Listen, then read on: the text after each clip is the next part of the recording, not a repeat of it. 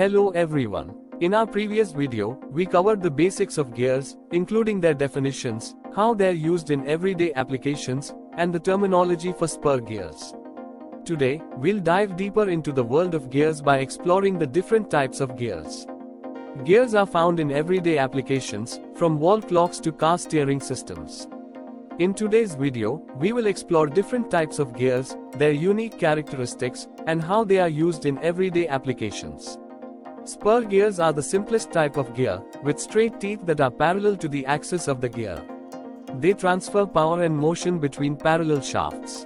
The main advantages of spur gears are their simple design, low cost, high precision, and low maintenance.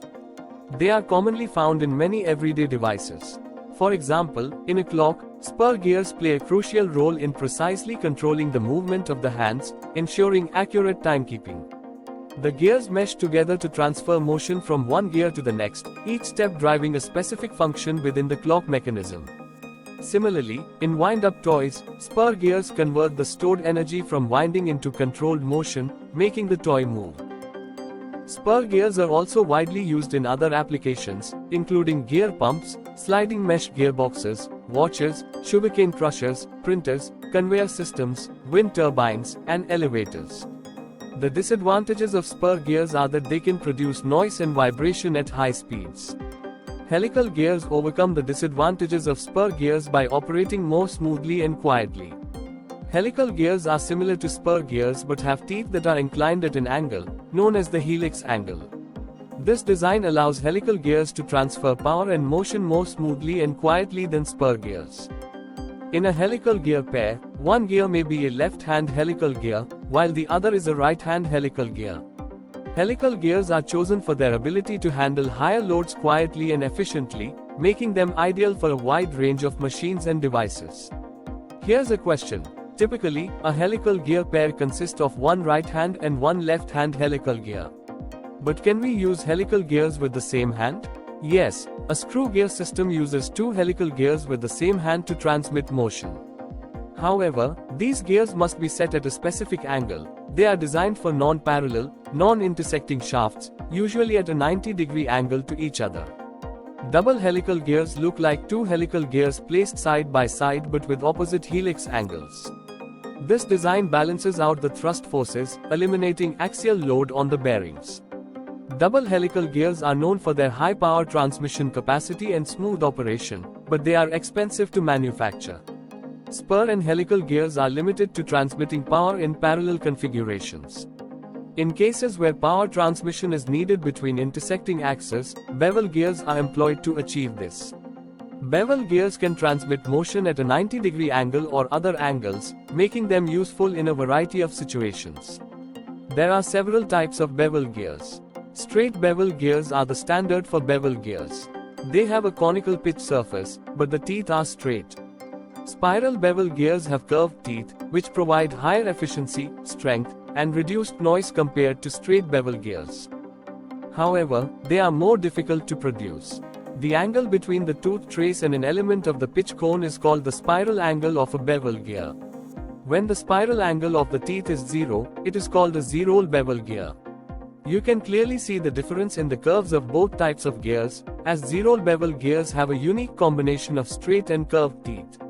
A hyphoid is a special type of spiral bevel gear, where the shafts of the two gears don't meet. Instead of the gears' axes intersecting, the smaller gear's shaft is offset from the larger gear's shaft. These are straight bevel gears. When both gears have the same number of teeth, the bevel gear ratio is 1:1. This type of gear is called a mitter gear. Mitter gears are used to change the direction of power transmission without changing the speed.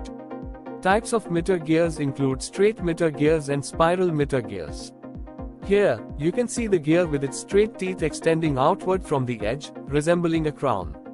This type of gear is called a crown gear. Notice how the teeth are perpendicular to the gear face. Worm gears consist of a screw-like worm and a worm wheel. They are used to transmit power between non-parallel, non-intersecting shafts. Worm gears are known for their high reduction ratios and smooth, quiet operation.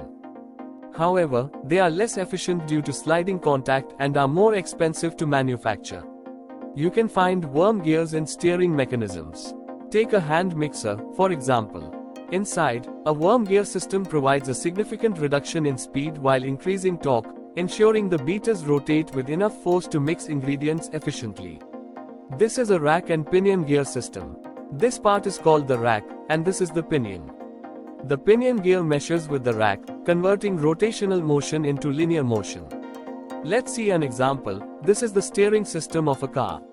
You can see how the rotational motion is transferred into linear motion to turn the wheels. This is a spur gear. When multiple spur gears are connected in a sequence, they form what is known as a spur gear train, which can be used to reduce speed in mechanical systems. When two or more gears are mounted on the same shaft, it is called a compound gear. When multiple compound gears are arranged in a system, it is called a compound gear train. It allows the gears to rotate together, providing the ability to transmit different speeds or torques throughout the system. In this gear train system, this is the input shaft, and this is the output shaft. Here, the output shaft shares the same axis as the input shaft. This type of gear train is called a reverted gear train. Here, this is an epicyclic gear train, or planetary gear system. At the center, this is called the sun gear. Around it, these are the planet gears, which rotate and revolve around the sun gear. The planet gears mesh with the outer ring gear, also known as the internal gear. This type of gear train is very efficient and is often used in automatic transmissions of cars due to its compact design and high efficiency. In upcoming episodes of our gear series, we'll explore essential topics like gear calculations, applications, and their role in engineering design. If there's a specific gear topic you'd like us to cover, please let us know in the comments. Additionally, for those interested in the fascinating world of ISRO, we'll delve into rocket technology, satellite systems, and much more. If you are passionate about understanding the intricate workings of machines, exploring engineering concepts through animations, or seeking inspiration for your next mechanical project, you are in the right place. We also offer software tutorials for CAD laboratory designs, helping you master essential tools for engineering design and visualization. Don't miss out on our engineering puzzle videos, designed to challenge your problem-solving skills and spark your creativity. Our channel is your go-to destination for all things engineering. With over 100 engineering-related animation videos already uploaded, we have covered a wide array of topics, from the fundamental principles behind various machines, to in-depth explanations of complex engineering subjects. Whether you are a seasoned engineering student, or just starting your journey, there is something here for everyone. Make sure to subscribe to our channel, and click the bell icon, to receive notifications whenever we upload new videos.